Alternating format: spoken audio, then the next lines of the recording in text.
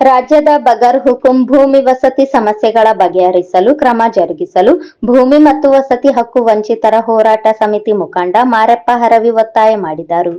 ನಗರದ ಪತ್ರಿಕಾ ಭವನದಲ್ಲಿ ಕರೆದ ಪತ್ರಿಕಾಗೋಷ್ಠಿಯನ್ನು ಉದ್ದೇಶಿಸಿ ಮಾತನಾಡಿದ ಅವರು, ಬಗರ್ ಹುಕುಂ ಸಾಗುವಳಿದಾರರಿಗೆ ಭೂಮಿ ನೀಡಲು ಮುಂದಾಗಿರುವ ಸರ್ಕಾರದ ತೀರ್ಮಾನವನ್ನು, ಇದಕ್ಕಾಗಿ ನಡೆಸುತ್ತಿರುವ ಭೂ ಮಂಜೂರಾತಿ ಸಮಿತಿ ರಚನೆ, ಸರ್ವೆ, ಪಹಣಿಯಲ್ಲಿ 1 ರಿಂದ 5ರವರೆಗಿನ ಕೆಲಸಗಳು, ಪ್ರತಿನಿತ್ಯದ ಅಪ್ಡೇಟ್, ಕೆಲಸ ಕಾರ್ಯಗಳ ಬಗ್ಗೆ ನಮ್ಮ ಸಮಿತಿಯು ಸ್ವಾಗತಿಸುತ್ತದೆ. ಇದೇ ಸಮಯದಲ್ಲಿ ಬಗರ್ ಹುಕುಂ ಭೂಮಿ ಮಂಜೂರಾತಿ ಸಮಿತಿಯ ಸಭೆಗಳು ಕಾಲಕಾಲಕ್ಕೆ ನಡೆಯುತ್ತಿಲ್ಲ ಮತ್ತು ಭೂಮಿ ಮಂಜೂರಾತಿ ಎಷ್ಟು ಆಗಬೇಕಾಗಿತ್ತೋ ಅಷ್ಟು ನಡೆಯುತ್ತಿಲ್ಲ.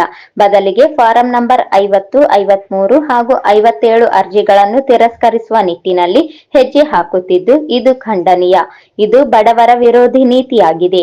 ಕಾಂಗ್ರೆಸ್ ಸರ್ಕಾರ ಅಧಿಕಾರಕ್ಕೆ ಬರುವ ಮುಂಚೆ ಬಡವರಿಗೆ ಕೊಟ್ಟ ಮಾತನ್ನು ಉಳಿಸಿಕೊಳ್ಳಬೇಕು ಎಂದು ಭೂಮಿ ಮತ್ತು ವಸತಿ ಹಕ್ಕು ವಂಚಿತರ ಹೋರಾಟ ಸಮಿತಿ ಸರ್ಕಾರವನ್ನು ಆಗ್ರಹಿಸುತ್ತದೆ ಎಂದು ಹೇಳಿದರು.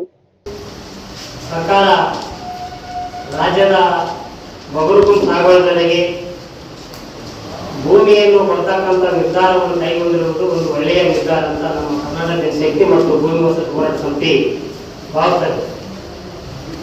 ಈ ಏನು ಹಿಂದಕ್ಕೆ 82-83 ಸುಮಾರು ವರ್ಷಗಳ ಹಿಂದೆ ಭೂಮಿ ಮಾಡ್ತಕ್ಕಂಥ ರೈತರಿಗೆ ಸಾಗುವಳಿ ಕೊಟ್ಟಿಸಿ ಪಾಣಿ ಮಾಡಿರ್ತಾರ, ಆದರೆ ದುರಸ್ತಿ ಕಾರ್ಯ ಆಗಿರೋದಿಲ್ಲ, ದರ್ಖಾಸ್ತು ಆಗಿರೋದಿಲ್ಲ, ಕೋಡಿ ಆಗಿರೋದಿಲ್ಲ ಮತ್ತು ದುರಸ್ತಿ ಆಗಿರೋದಿಲ್ಲ.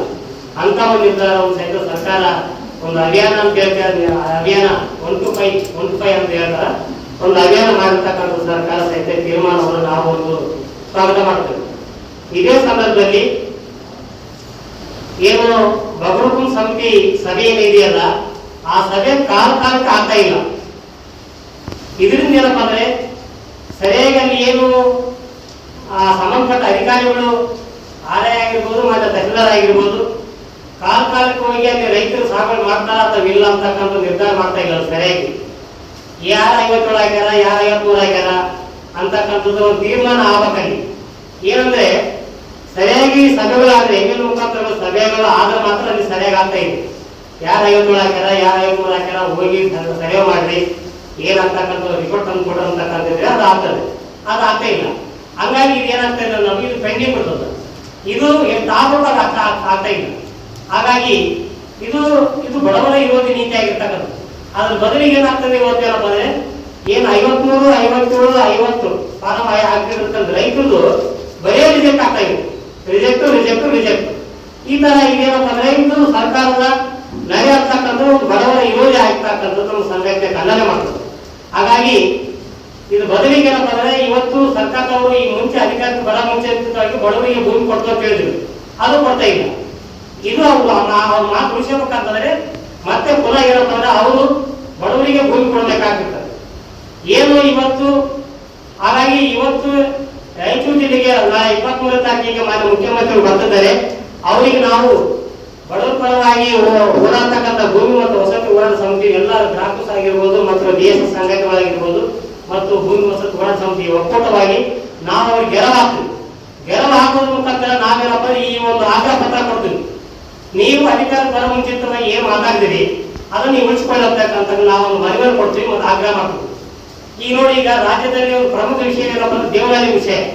ಸುಮಾರು 3,500 ವರ್ಷದಿಂದ ಸಹಿತ ಇವತ್ತೇನಪ್ಪ ಅಂದ್ರೆ ಹೋರಾಟ ಮಾಡಾಕತ್ತೀರ. ಅಲ್ಲಿರ್ತಕ್ಕಂಥ ದೇವಾಲಯ ಪಕ್ಕದಲ್ಲಿ ಇರ್ತಕ್ಕಂಥ ಭೂಮಿ ಫಲವತ್ತಾದ ಭೂಮಿ, ಅದು ಆ ಭೂಮಿಯನ್ನು ರೈತರಿಂದ ಇವಾಗ ಸರ್ಕಾರ ಭೂಮಿಯನ್ನು ಕಸಿಪಡ್ತದ. ಹಾಗಾಗಿ ಅದನ್ನು ಕೈ ಬಿಡ್ಬೇಕಂತ ನಮ್ಮ ಸರ್ಕಾರ ಇದು ಸರ್ಕಾರವನ್ನು ಸಂಘಟನೆ ನಾವು ಇವತ್ತು ಆಗ್ರಹ ಮಾಡ್ತೀವಿ.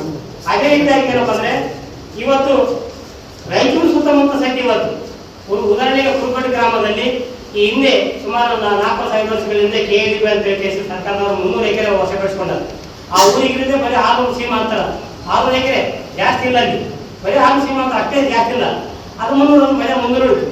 ಅದರಲ್ಲೇ ಮತ್ತೆ ಇವತ್ತೇನಪ್ಪ ಅಂದ್ರೆ ಪೊಲೀಸ್ ವಸತಿಗಾಗಿ, ಪೊಲೀಸ್ ಮೈದಾನಕ್ಕಾಗಿ ಮತ್ತೆ 347 ಎಕರೆ ವಶಪಡಿಸಿಕೊಳ್ಳಲು ಜಿಲ್ಲಾಡಳಿತ ಮುಂದಾಗಿದೆ.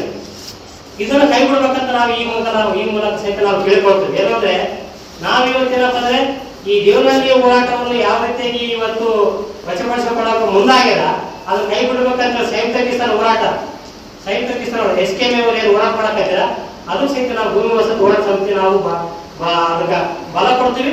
ಇಲ್ಲಿಂದ ಸಹಿತ ನಾವು ನೂರಾರು ರೈತರ ಸಹಿತ ಅದಕ್ಕೆ ಬಲ ನಾವು ಇಲ್ಲಿ ಓದಿವ 25 ತಾರೀಕು ಛಲ ಇದೆ. ಹಾಗಾಗಿ ಆ ಹೋರಾಟ ಸಹಿತ ನಾವು ಭಾಗವಹಿಸ್ತೀವಿ.